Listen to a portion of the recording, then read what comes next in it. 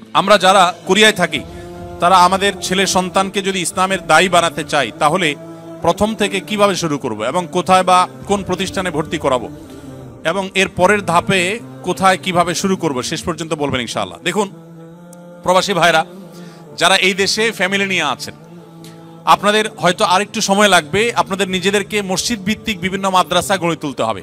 এই মাদ্রাসাতে ছেলে মেয়েদেরকে দক্ষ আলেম ওলামাদের মাধ্যমে আপনারা পড়াশোনা করায় বড় করবেন, আলেম হওয়ার প্রাথমিক কাজ শেষ করবেন। এরপরে তারা যথানিয়মে সৌদি আরবে, মিশরে, বিভিন্ন দেশের ইসলামিক ইউনিভার্সিটিগুলোতে তারা যাবে, পড়ালেখা করবে, ইনশাআল্লাহ তারা দাঈ আল্লাহ হয়ে আসবে। সেই সাথে যারা এখানে আছেন আর সন্তানরা দেশে আছে, আপনাদের সন্তানকে, বাচ্চা সন্তানকে ছোট থেকেই ভালো কোনো মাদ্রাসা, যেখানে ভালো পড়ালেখার মান খুব ভালো, নাম করা, ফেমাস এক জিনিস আর ভালো হওয়া আরেক জিনিস। এখন ভালো মাদ্রাসা এটা আপনি চিনবেন কিভাবে? এটা আপনার জন্য চেনা ডিফিকাল্ট। এটার জন্য আপনি 2 জন বা 3 জন আলেম মানুষ, যিনি বিচক্ষণ ভালো আলেম, তাকে বলবেন ভাই এই মাদ্রাসার পড়াশোনার মান কি, আপনি একটু নিজে দেখে আমাকে পরখ করে বলেন। 2-3 জন যদি রেকমেন্ড করেন যে হ্যাঁ এটা ভালো, তাহলে সেখানে আপনি বাচ্চা ভর্তি করাবেন। ভর্তি করার পর চোখ বন্ধ করে ছেড়ে দিবেন না যে হুজুরের কাছে দিয়ে আসেন বাচ্চা মানুষ হয়ে গেছে।